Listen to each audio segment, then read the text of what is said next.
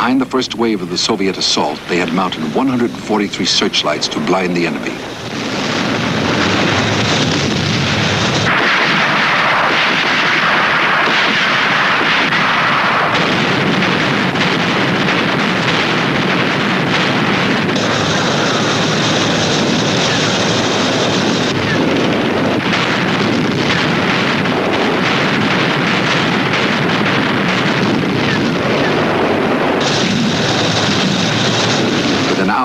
Zhukov committed the rest of his armor and all of his planes.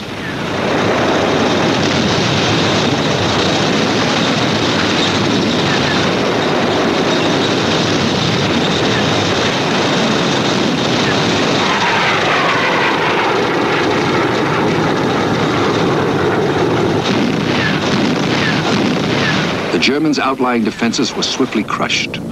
But they'd crammed men into thick defensive positions on the Zilo Heights, about 30 miles from Berlin. There, the battle became most intense. The Germans rushed in anti-aircraft artillery to slow the Soviets. But on April 18th, after a two-day fight, the Red Army overran the heights. The unknown war will continue in a moment with the Battle of Berlin. The attack on Berlin was going as planned.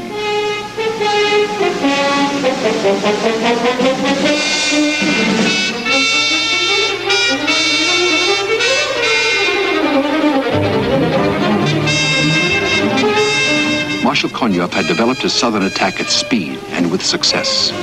The Soviet High Command now ordered Konyev to swing two tank armies north in the direction of Berlin.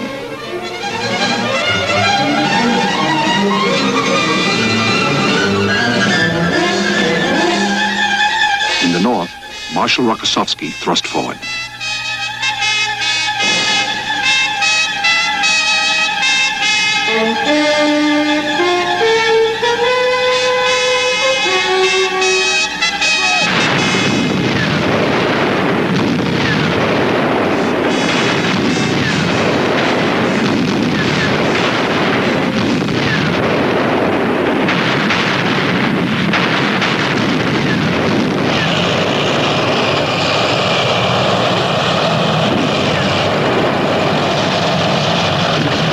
Marshal Rokossovsky's armies of the Second Belarusian Front forced the Oder at its branch.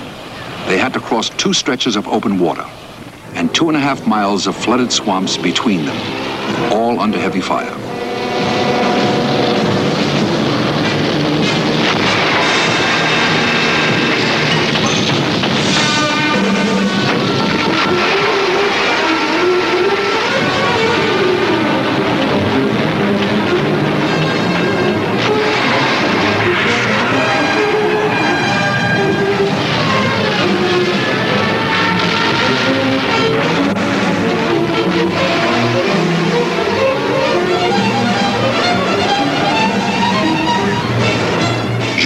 Konyev, Rokossovsky. Each wanted the honor of having his troops first in Berlin. Rokossovsky's assault engineers were hard-pressed. By nightfall, Rokossovsky's armor was beginning to cross, to roll towards Stettin and the Elbe.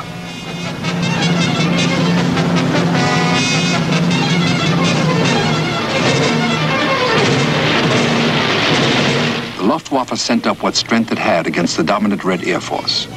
There were Soviet aces present. One of them, Major Kozhedub, added 2 kills to his total of 60.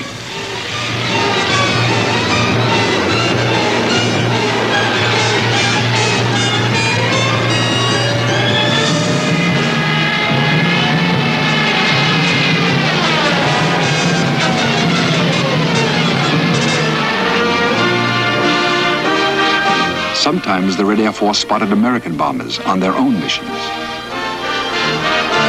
German reinforcements were destroyed on their way forward. To the west, Russia's allies were across the Rhine and threatening the Ruhr. The Americans by the Remagen Bridge, the British by amphibious assault.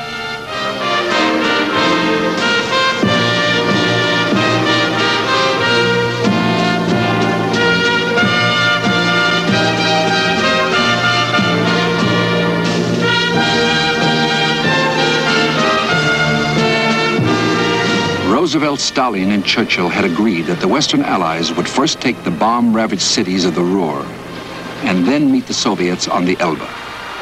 Southward, American and French spearheads would thrust for Bavaria, Czechoslovakia, and Austria.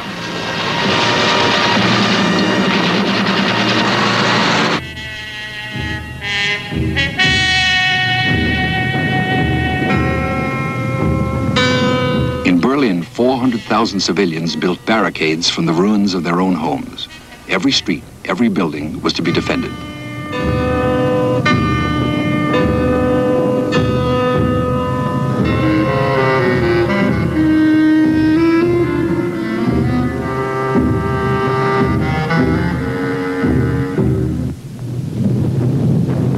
Berlin, Zhukov knew, covered 350 square miles, all heavily fortified.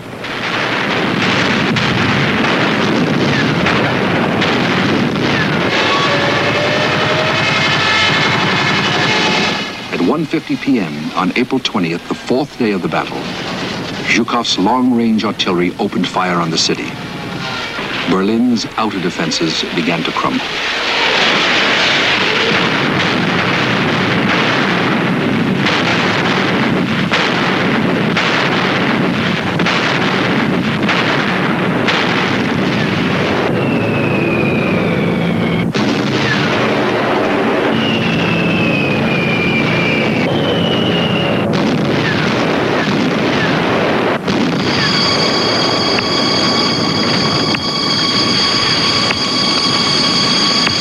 Within the capital, there was chaos.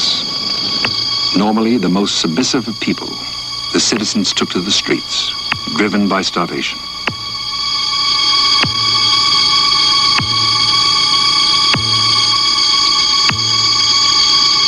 And intoxicated with greed. All discipline, all social order had been wiped away in the hours of fear and destruction.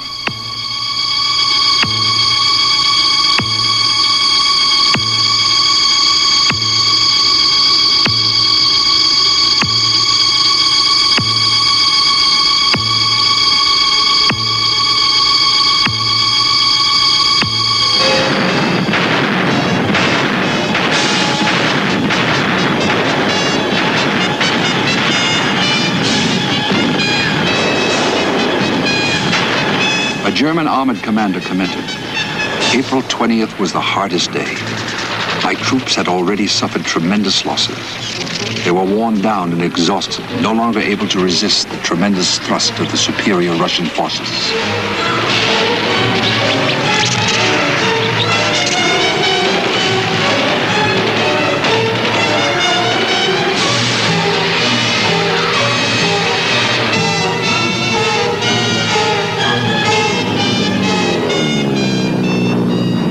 Berlin's airport, the Tempelhof, scene of so many of the Nazis' welcomes and farewells to foreign dignitaries, was in Soviet hands.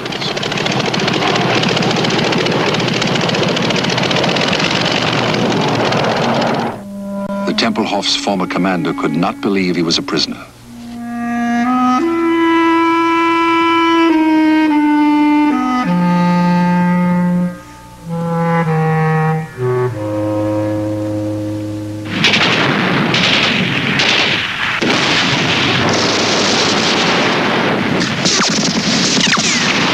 Behind the Soviet bombardment, Zhukov's 3rd Shock Army and his 47th Army erupted into the city streets.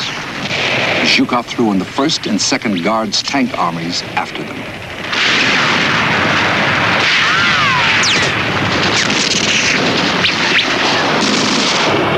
Zhukov wanted to take the city by the last day of April. The 1st of May was a national holiday in Russia, and Berlin, Zhukov thought, would make the perfect present.